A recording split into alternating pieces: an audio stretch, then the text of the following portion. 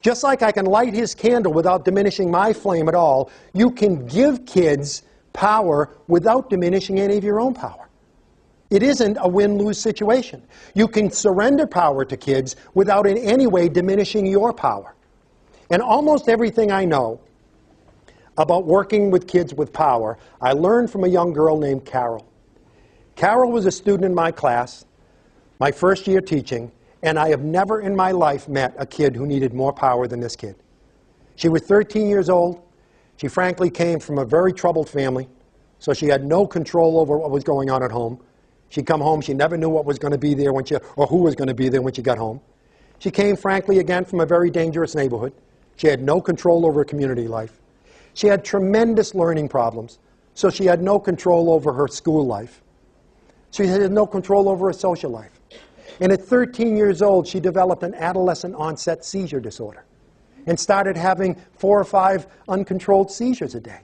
Now she couldn't control her own body. She couldn't control her home life, her school life, her community life, her social life, and now she couldn't even control her own body. And this kid was desperate for some control. And where was she going to get it? From me. I was the new teacher, and she was going to get it from me. And every day it was a battle royal. Because she'd come in the classroom and I'd have my dukes up. Come on, babe, I'm ready for you. I'm not surrendering any of my power. And it would just be banging heads and bang. The kids called us the old married couple. All we did was fight, fight, fight every day. And finally, I couldn't stand it anymore after a month and a half of this that was miserable for me, miserable for her. I finally had the wisdom to sit down with my mentor. And he gave me a great piece of advice that I pass on to you. He said, Rick, you need not attend every battle to which you're invited. In other words, pal, pick your fights. Pick your fights. If you go to the mat with this kid on every issue, you're going to spend the entire year on the mat with this kid. Pick your fights and come up with strategies that give Carol power without diminishing any of your own. So I started developing strategies that would give her power without diminishing my power. And let me share some of those with you. One of the most important things to do with the power kid is to give him or her some degree of ownership.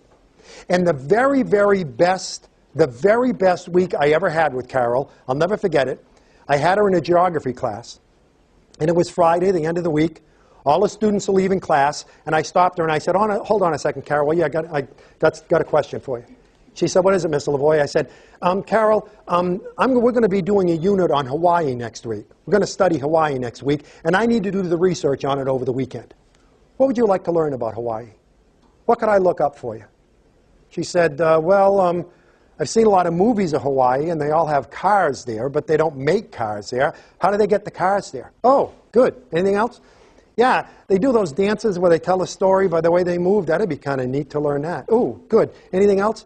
Yeah, they eat that stuff out of a coconut that's got a funny name, and it looks like yogurt. They eat it with their fingers. What's that all about? I'd like to learn. Okay, good. That's good. Hey, this is pretty tough stuff, Carol, but I'll look it up over the weekend. I'll see you on Monday. I worked for her that weekend. She was my boss. That was like a hypodermic needle full of power. I worked for her that weekend. And I came back into school on Monday, and very uncharacteristically, Carol is sitting there waiting for me when I walked into class. She was early for class, and I walked in. She said, did you get your homework done over the weekend, Mr. Lavoie? Did you do your homework? And I said, yeah, I did. It wasn't easy, but I did. She said, I told my mother I gave you homework over the weekend. She thought that was pretty funny.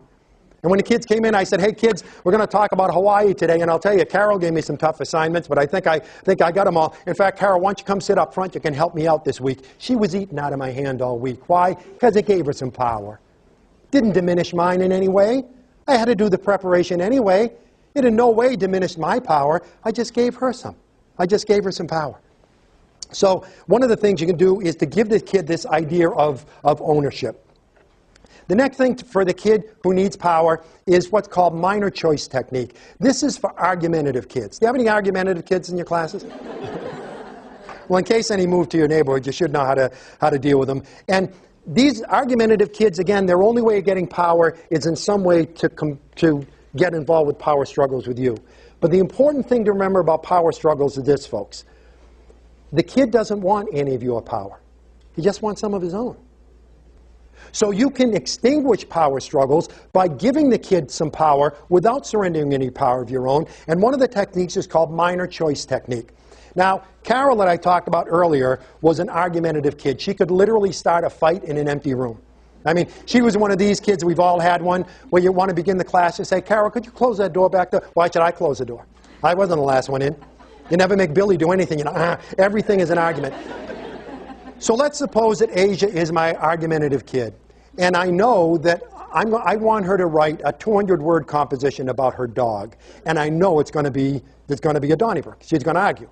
I don't want to write about my dog. I'd rather write about my cat. I don't want to write 200 words I feel like writing. Why can't I write 400 words? I know it's going to be a dog fight. So I extinguish it and head it off by minor choice technique. You'll be amazed how effective this is. Asia, I'd like you to write a 200-word composition for me about your dog. Do you want to use white paper or blue paper? Blue paper. Okay, fine. What do I care what color paper she uses? It doesn't matter to me what color paper she uses, but by giving her that minor choice, it gives her the sense she's got some power. Again, remember, she doesn't want any of my power. She just wants some of her own. Asia, you made a mess of the art room, and I want you to clean it up. Would you like to do it before lunch or after lunch? After lunch, okay. Asia, it's time to feed the dog. You want to give her wet dog food or dry dog food? In other words, we're not going to argue about feeding the dog. We're not going to argue about cleaning up the art area. We're not going to argue about writing the composition. Here's the point of discussion.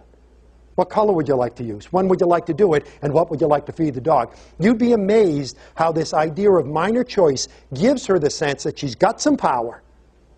You don't have all the power. You're giving them some power, but my agenda is still met.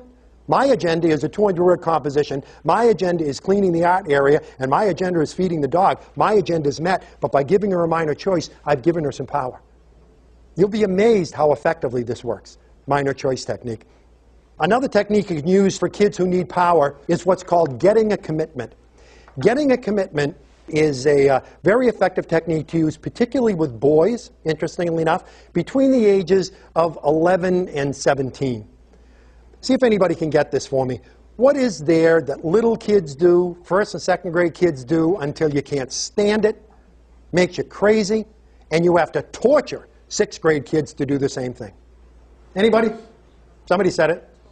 Tattling, exactly, tattling, right? You're a first grade teacher, you've been sick for a week with the flu, you stagger in after a week and the kids are standing in line. Guess what Johnny did while you were out? I don't care what Johnny did while I was out. And yet sixth grade kids, you've got to torture them to get them to tattle on each other. That's because around fourth or fifth grade, kids begin to develop the idea of that their word is their bond, that what they say they ought to do. Use that with kids, particularly power kids, in terms of getting a commitment. And here's how it goes. Suppose Sterling is a student in my class, fifth grade, and the principal reports to me that after class every day, he goes running down the hallway knocking everybody over. You've got to deal with that, Rick. You've got to deal with that. Okay, here's how I deal with it. He starts leaving the class the next day. I stand in front of him. I say, hold on a second, Sterling. I've got a question for you. See what I said? I didn't say I'm going to tell you something. I've got a question for you. And I say in a very positive, supportive way, just like this, I say, Sterling, are you going to walk down the hall or are you going to run? Are you going to walk or are you going to run? What's he going to say? He's going to say, I'm going to walk, because he knows that's what I want to hear. But do you know the research into this indicates that the chances are 80% he will walk because he said he would? And the same research indicates that if I tell him to walk, it's only a 40% chance he'll walk. You've doubled the chances of getting him to walk by getting him to commit to the behavior. Because, again, if I tell him to walk and he walks, who's got the power? Me. If he says he's going to walk and he walks, who's got the power? Him. So getting a commitment. And then suppose Sterling does run down the hallway. Listen to what I can say now. Instead of the thing he's heard a million times, which is, Sterling, you didn't do what I told you to do, now listen to what I can say. Sterling, you didn't do what you said you were going to do.